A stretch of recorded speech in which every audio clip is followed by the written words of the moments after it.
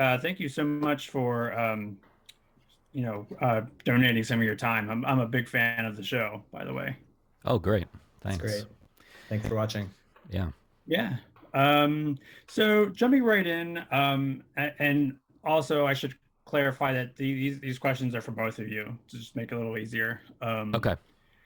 So by the very nature of the series, you guys have to deal with a lot of really sensitive topics, and I was kind of curious if there's one episode in particular, I guess maybe in season one, where it was maybe the most difficult in terms of like subject matter. No, I think they were all equally uh, challenging. No, Yeah. I'm just kidding. Obviously, the Twilight Zone episode is Yeah. the one that I think everybody pointed to as the tough watch, and I agree, it's a tough watch. I always approach these shows, I think, using the interview subjects as my guide as to what the tone will be, what information we're going to share, how deep we'll go into something, how funny or emotional things will get. So, you'll see in this season, especially comparing the Wizard of Oz episode. Like so far, Wizard of Oz and Rosemary's Baby are on the service and ready to watch, and they're very different tonally. One is kinetic and, kind of has an energy to it that the Oz episode doesn't. And the reason for that is because a lot of the subjects had that energy, and the story itself carries this sort of conspiratorial vibe, much like the film Rosemary's Baby. So that dictates for me the tone of the episode ultimately. So with something like the Twilight Zone episode, it was purely dictated by the way in which the information was being delivered to us and the intensity and the emotion behind it. So yeah, that I think that's the way I try to deal with it. Yeah, and I kind of applaud you guys for talking about the whole Twilight Zone incident because I feel like it's something that amazingly I was aware of, but when the episode first came out, a lot of people had not been aware of that whole incident. Mm-hmm. And I know that like John Landis is kind of like patronized as a saint, somewhat. So it was kind of refreshing to see that kind of talked about, pretty frankly. Yeah, I mean, it's funny because So I just to follow yeah. up on that, all of the episodes, there's some that are heavier than others, and there's some that kind of take a we focus on some people that have very strong opinions on the subject that we're covering, and even with the Twilight Zone episode, it really is up to the viewer, I think, to the viewer brings a lot to these episodes when they watch it and try to process what they're seeing and the information they're getting. And something like the Twilight Zone is a good example of, I've seen people say it was like damning and it was very critical towards John Landis, and I've seen the opposite where people have said it wasn't critical enough and it was giving John Landis a pass. So that's kind of interesting as the people making this show, as it goes out there and seeing how certain episodes resonate with people, and they kind of bring their own opinions and their own perspectives, and kind of filter the episodes through that and come to some conclusion, which can in some cases be completely different than what we're intending. Yeah, I mean, especially on season one with The Exorcist, like there was a number of people that we saw talking about how they thought we were staging the exorcisms that we had included in that episode, which I didn't even think would have been something that would have come up. As well as the seance or the spell that we had filmed with the Black Magician. I had no idea that people would think that we were recreating that material. Yeah, and I think that that's some of the most compelling. I mean, all of it was compelling, but I feel like that adding that kind of thing into it, I guess gives it more of a layer, which I really appreciate. Yeah, I think it's a Um, balance, some levity here and there, some really deep, dark, emotional stuff as well, but just trying to tell a story in a way that kind of stays away from the just bullet point, YouTube essay style of like, here are things that happened and that's it. We didn't want to just package up this information and deliver it to people without adding something more thematically relevant and kind of exploring some things outside of that box.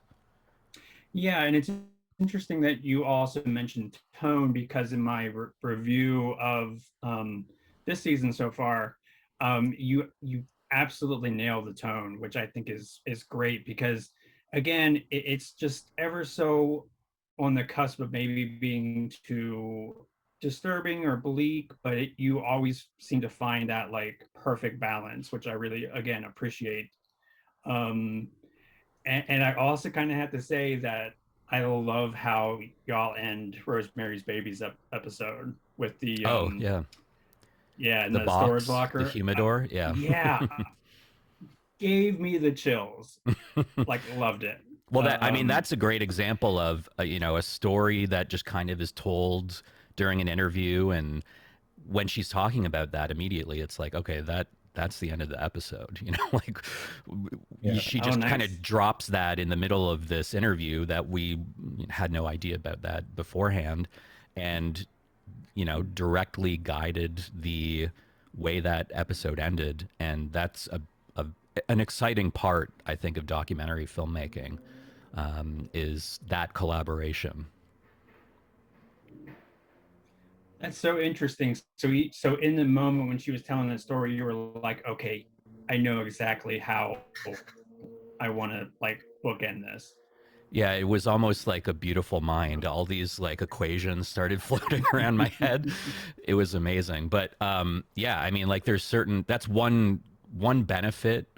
People always say directors shouldn't edit their own work, and there's probably good reasons for that. But one benefit is that while we're filming this stuff, I can think about the edit, and there will be things that stand out and are like, okay, that's put a little check mark beside that one. Like Roger Deakins for the Stalker episode, I asked him if he would lie in polluted water to work with Andrei Tarkovsky, and his answer, I was like, okay, that's an answer that will be in the episode 100%. So it's great having those little moments, and it kind of makes you realize how collaborative the process is. You're sitting down with these interview subjects and they're giving themselves over to you and sharing their stories, and sometimes it's just from an academic perspective, but sometimes it's very personal. So I'm always extremely grateful for my subjects' trust in me and our crew and their willingness to share those stories. Yeah, that's great. And that's amazing to kind of have that instinct of, yes, this is exactly what I want, how I want it to flow. I mean, that cannot be easy, but I mean, I feel like y'all do make it look easy. So now I was wondering, what was like the one, and this is for both of you again, like what was the one mind-blowing fact that you learned throughout like this season and the previous season? Like, was there like one standout like thing you learned that like was absolutely mind-blowing? Brian? I mean, every episode has some surprising thing that we weren't aware of that we discovered while we were filming. But I think one of the maybe the most interesting things was in the second episode on Rosemary's Baby, we had met with actress Victoria Vetri and interviewed with her, and she spoke about you know, being friends with Sharon Tate and having been invited to go up to the house the evening of the Manson murders and waking up the next morning to find out that her friends had been killed. And we also learned that she had been given a handgun after those killings, and years later had used that handgun to shoot her partner in the back. And while we were in LA, we managed to track down her partner, her ex-partner, ex-husband, Bruce Rathgeb, and on just by chance I located him. And I think on our last day in Los Angeles, we were able to get into his sound studio and we interviewed him about what had happened. And that was something that was totally new to us. We didn't plan for that, and we had no idea about it.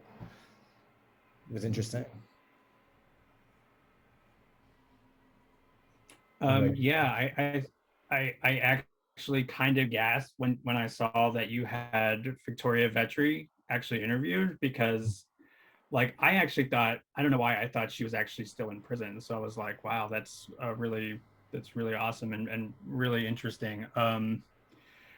Jay, how about you? Was there anything that you learned that was kind of like really sort of fascinating, or like you just like couldn't believe was actually true? Well, again, in the Rosemary's Baby episode, I think talking with Julian Wasser about his experience taking photographs at Polanski's home after the murders, and just walking around that space with Polanski, taking these so he took photographs for magazine publishing, but also Polaroids for a psychic to use to try to get vibes off of, because at that point they didn't know who was committing these murders. So I think that really speaks to, and Victoria's story, this underlying paranoia throughout the episode, which I think is a reflection of the film as well, but also a reflection of that period in the late 60s. So it kind of all came together really nicely thematically. You know, the inclusion of those things just kind of all fed into that narrative of paranoia and in conspiratorial thinking.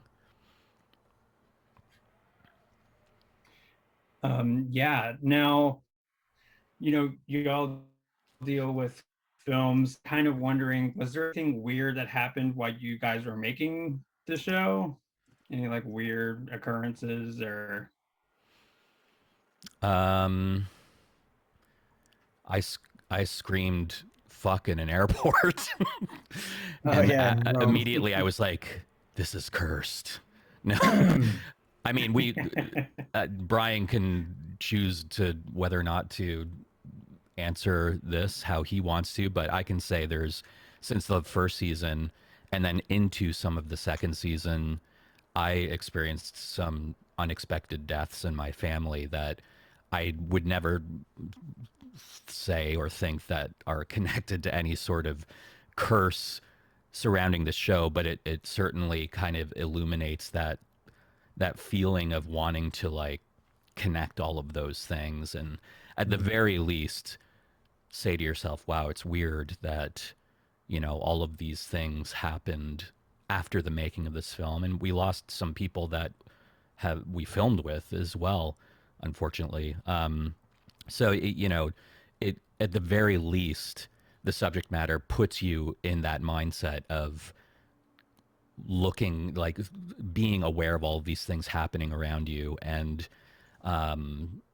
connecting those dots, and then thinking ahead like, man, when someone asks us on the press day if there's anything weird that happened, we're gonna have an answer for that. So yeah, definitely, there were things that were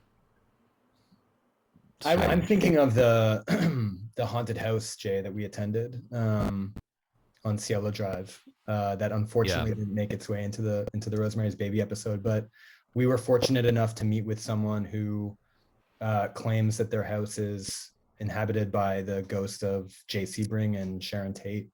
And Jay and I were invited in to spend an afternoon with this person who's showed us visual proof that he's in contact with both of these people, and it was bizarre, truly just very strange.